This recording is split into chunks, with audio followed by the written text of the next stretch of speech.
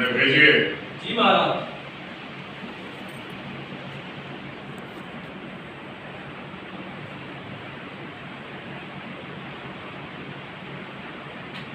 महारानी, क्या बात है? महाराज, मैं अभी हैमलेट के कमरे में गई थी। क्या हुआ है मेरे को? महाराज, वो अपने कमरे में बैठा बैठा अजीब अजीब हरकतें कर रहा है और उसका पागलपन दिनों दिन बढ़ता ही जा रहा है। मुझे तो उसकी बड़ी चिंता है महाराज कि कहीं अब हम अपने बच्चे को खो ना दें। महारानी, ऐसा ना कहिए। ऐसा क्यों ना कहूँ महाराज, आपको तो उसकी चिंता है नहीं, आप तो उसको अपना बच्चा समझते ही नहीं है महाराज। महारानी, ऐसी बात नहीं है। ऐसी ही बात है। हैमलेट हमारा भी बेटा है, हम भी उसे अपना बच्चा मानते हैं। मैंने आपसे शादी सिर्फ और सिर्फ अपने बच्चे के भविष्य के लिए की और आप उसकी इस हालत में भी अपने हाथ पर हाथ धरे बैठे। क्या महारानी, ऐसी बात नहीं है बिल्कुल। हमें समझने की कोशिश की। हम भी बहुत परेशान है, रोज पागलों की तरह अपने कमरों में घूमते रहता है वो। देखिए महारानी, हमने आज ही अपने उनके बचपन के मित्रों को बुलाया। तो उससे क्या होगा महाराज? आप रुकिए, वो आते ही होंगे, आपको पता लग जाएगा। महाराज, राजकुमार हैमलेट के मित्र आपसे मिलना चाहते हैं। उन्हें भेजिए। जी महाराज। महाराज की जय हो। ऑल रेजिडेंट्स और रेजिडेंट, तुम्हारा स्वागत है। तुम्हें यहाँ इतनी जल्दी यहाँ इसलिए बुलाया गया है, हैमलेट की हालत सामान्य नहीं, वो पागलों तरह व्यवहार करने लगा। हमें लगता है कि उसके पिता की मृत्यु के आघात वो सह नहीं पाया, इसलिए हम चाहते हैं कि तुम दोनों कुछ दिनों के लिए यहाँ रहो, क्योंकि तुम बचपन से उसके मित्र, तुम्हारी आयु, तुम्हारा स्वभाव एक साथ, और तुम उसके साथ रहोगे तो उसका दिमाग अच्छी अच्छी बातों की ओर मोड़ सकते हो। और हाँ, कोई ऐसा कारण हो जो हमें नहीं पता हो, उसको ही पता करने में हमारा सहयोग करना और हम उसका यथोचित प्रबंध कर सकें। एक बात और, इस सब कार्य के लिए आपको अनेकों उपहार भी दिए जाएंगे। महाराज, आपकी तो आज्ञा देना ही उचित है। आप जो भी कहेंगे हमें स्वीकार है। धन्यवाद फ्रेंड्स और गणेश। आप फौरन आप हैमलेट के पास पहुंचिए। सेवक, इन्हें हैमलेट के पास पहुंचा दिया जाए। महारानी, अब आप चिंता ना करें, सब अच्छा हो जाएगा, ठीक है? जी महाराज। महाराज की जय हो। आइए पोर्टुगीज, कैसे हैं? महाराज, मुझे हैमलेट के पागल होने का कारण पता चल गया। क्या कारण? अब महाराज, मैं ये तो नहीं कहूंगा कि मेरा आपके लिए क्या कर्तव्य है और आपकी मेरे दिल में क्या जगह। बस बहुत थोड़े में अपनी बात कहूंगा, यही कि आपका बेटा हैमलेट पागल हो गया और बिना ये कहे कि वो पागल है। पागलपन की वो कोई क्या परिभाषा दे सकता? पोलोनियस, महाराज, मैं झूठ नहीं कह रहा हूँ, मैं सब कुछ साफ साफ अपनी बात बताता हूँ। मेरी पुत्री ओफिलिया, जिसने ये पत्र मुझे दिया, अगर आपकी आज्ञा हो तो मैं आपको पढ़कर सुनाता हूँ। आज्ञा है। तो महाराज, यह हैमलेट का लिखा हुआ पत्र मेरी अत्यंत सुंदर देवी ओफिलिया, जो कि मेरे हृदय की एकमात्र स्वामिनी है, दूध के समान स्वच्छ और श्वेत, उसके अंतःपटल पर ये पंक्तियां सदा के लिए विद्यमान रहे। क्या ये पत्र हैमलेट ने तुम्हारी पुत्री ओफिलिया को लिखा है? सब कीजिए महाराज, मैं पूरा पढ़कर सुनाता हूँ। सूर्य की गति पर भी एक बार संदेह कर लेना और तारों के अमर प्रकाश पर भी विश्वास न करना। एक बार सत्य को भी झूठ समझकर संदेह की दृष्टि से देख लेना, लेकिन मेरे प्रेम पर कभी संदेह न करना। ओ प्रिय ओफिलिया, जब तक शरीर में सांसें हैं तब तक प्रिय सदा तुम्हारा ही हैमलेट। महाराज, ये पत्र मेरी पुत्री ने मुझे दिया और राजकुमार के दिए हुए प्रेमोपहारों के बारे में भी मुझे बताया। इस पत्र को पढ़ने के बाद तुम्हारी पुत्री ओफिलिया की क्या प्रतिक्रिया? महाराज, मैंने मेरी बेटी से कहा कि राजकुमार कुल और पद की दृष्टि से उससे कई बड़े हैं, वो उसके प्रेम में कोई धोखे कल्पनाएं न बने। मेरी पुत्री ने मेरी इन बातों को मान लिया और इसी धक्के से राजकुमार पागल हो गया। इसीलिए महाराज, वो उस कमरे में पागलों की तरह घूमता रहता है, नींद भूख प्यास सब कुछ भूख करता है। वो सचमुच पागल हो गया। महाराज, तुम्हें अपनी बात पे विश्वास से तो कह रहे हो? महाराज, अगर मेरी ये बात झूठ निकल जाए तो मेरे कंधों से मेरा सर दबा लीजिए। और तुम साबित कैसे करोगे इसे? महाराज, आप ये तो जानते हैं कि वो उस कमरे में कई कई घंटों तक पागलों की तरह घूमता रहता है। हाँ, बिल्कुल ठीक उसी समय मैं ओफिलिया को उसके पास भेजूंगा। अगर वो उसके प्रेम में पागल ना हुआ हो और उससे प्यार ना करता हो तो मुझे एक सफल राजनीति की जगह एक गंवार समझना। पोलोनियस, हमें तुम पे विश्वास है, पूरा विश्वास है। वो देखो मेरा बेटा कैसे दुखी होता हुआ किताब पढ़ते आ रहा है। महाराज आप जाइए, मैं उससे बात करूंगा। आइए महाराज जी।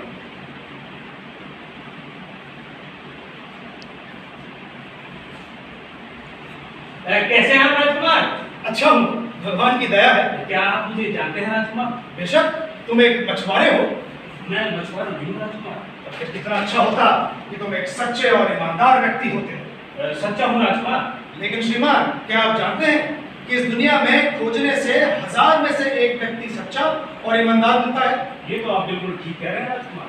जबकि सूर्य स्वयं देवता होते हुए भी एक मरे हुए कुत्ते के शरीर में अनेकों कीड़े पैदा कर देता है और इसी तरह उसके मांस को सड़ाता रहता है। ठीक उसी तरह, हाँ, क्या तुम्हारी कोई पुत्री है? हाँ है राजकुमार। उसको अंदर ही बंद रखना, बाहर खुले में धूप के नीचे उसका बदन छू भी ना पाए, समझे? मेरी इस बात का पूरा पूरा ध्यान रखना।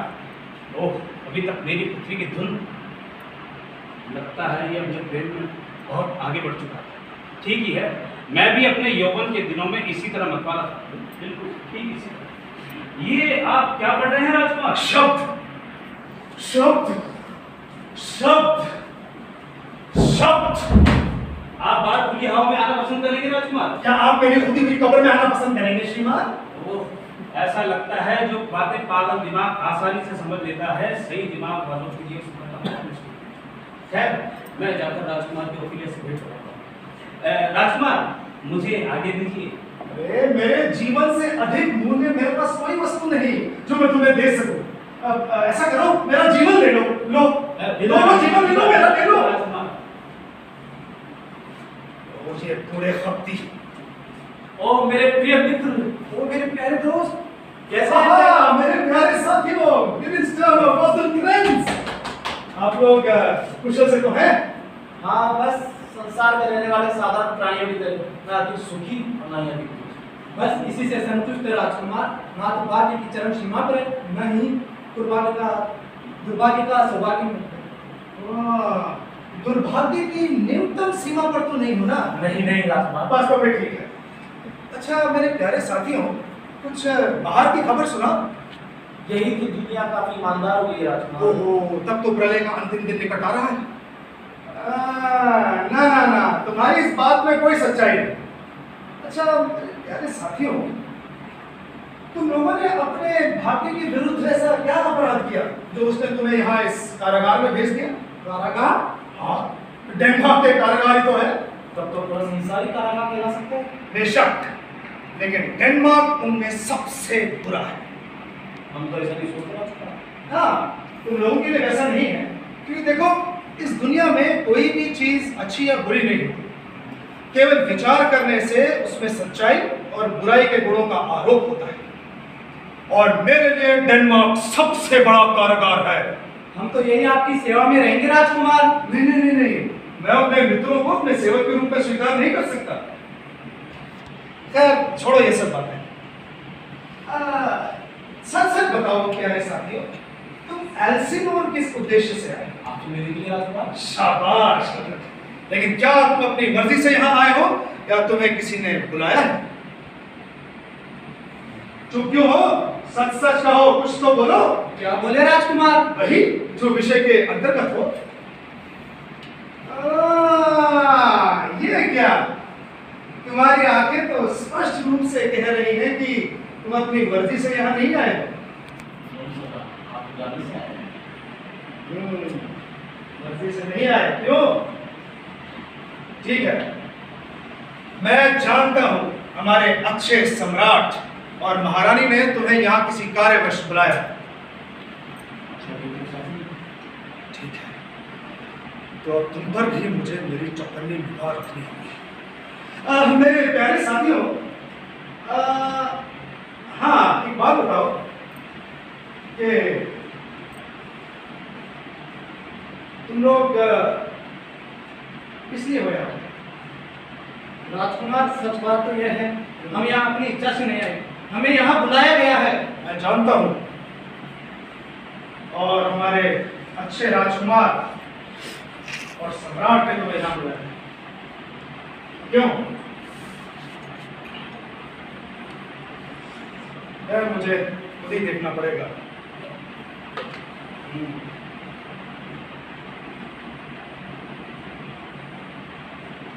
तुम्हारी आंखें स्पष्ट रूप से ये कह रही है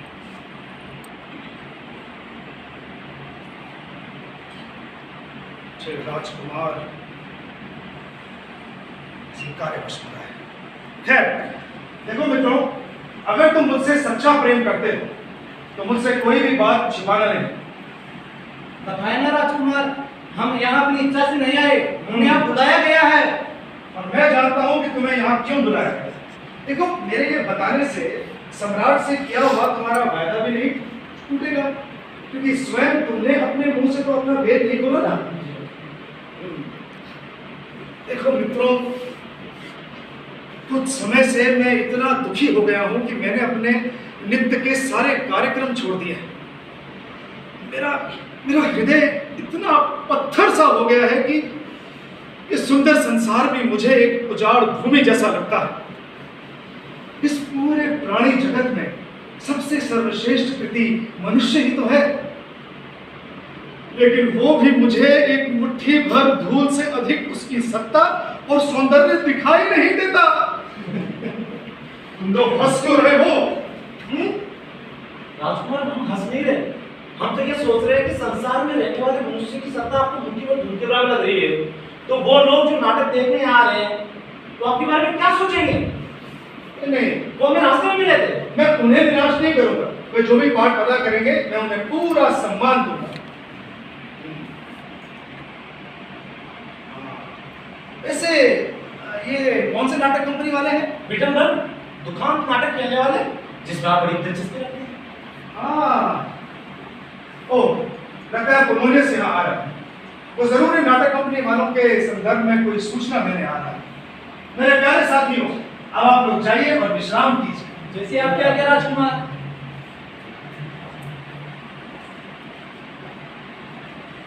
राजकुमार, मैं आपके लिए एक अच्छी खबर लेकर आया हूं। श्रीमान, मेरे पास में आपके लिए बहुत अच्छी खबर है। सुनिए, जब रोसियस रोम का एक अभिनेता था, राजकुमार, नाटक खेलने वाले आए हैं। सब झूठ। मैं बिल्कुल सच कह रहा हूँ। ओ इजराइल के बुद्धिमान न्यायाधीश जेफ्था, तेरे पास क्या अमूल्य वस्तु है? क्या मूल्य वस्तु राजकुमार? क्यों बताओ? एक सुंदर पुत्री जिससे वो अत्यधिक प्रेम करता था, बस इसके अलावा और कुछ नहीं। अभी तक मेरी पुत्री की धुन। क्यों बूढ़े जेठा? राजकुमार, अगर आप मुझे बूढ़े जेठा कहते हैं तो हाँ, मेरी एक पुत्री है जिससे मैं अत्यधिक प्रेम करता हूँ।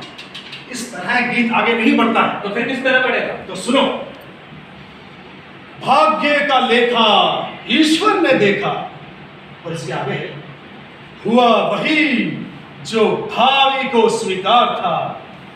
अब पहली कुंती तुम्हें एक रहस्यमय बात बताई, थोड़ा ध्यान दो, देखो किस तरह मेरी बात समाप्त होती है। पोलोनियस, लगता है नाटक कंपनी वाले हैं। आप जाइए और उनके रहने का उचित प्रबंध कीजिए। जी राजकुमार।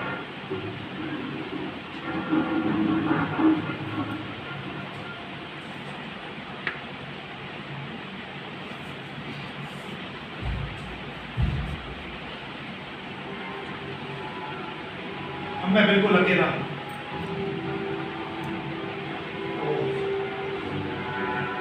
मैं कितना बेशरम और ढीठ पशु हूं। मेरे उद्देश्य की पूर्ति के लिए जो कार्य मुझे करना चाहिए वो मैं नहीं करता।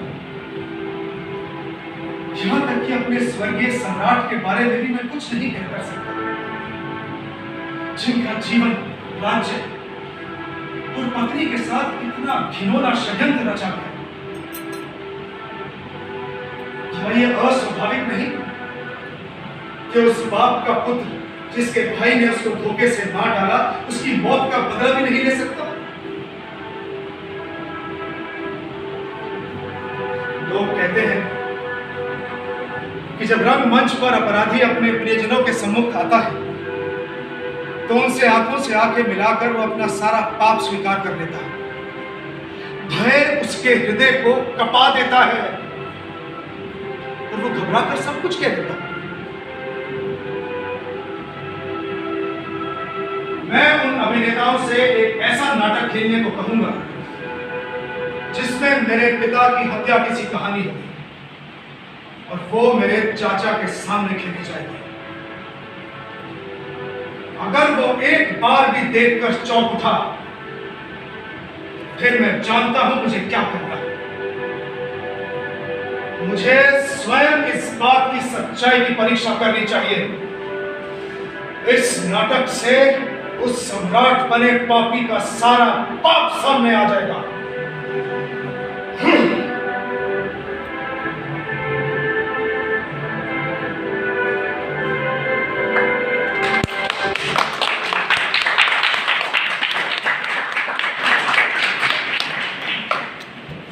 अगला जो सीक्वेंस है 10 मिनट के अंतराल के बाद यही। हाँ प्रदीप अपने एक्टर्स से मिलवाइए।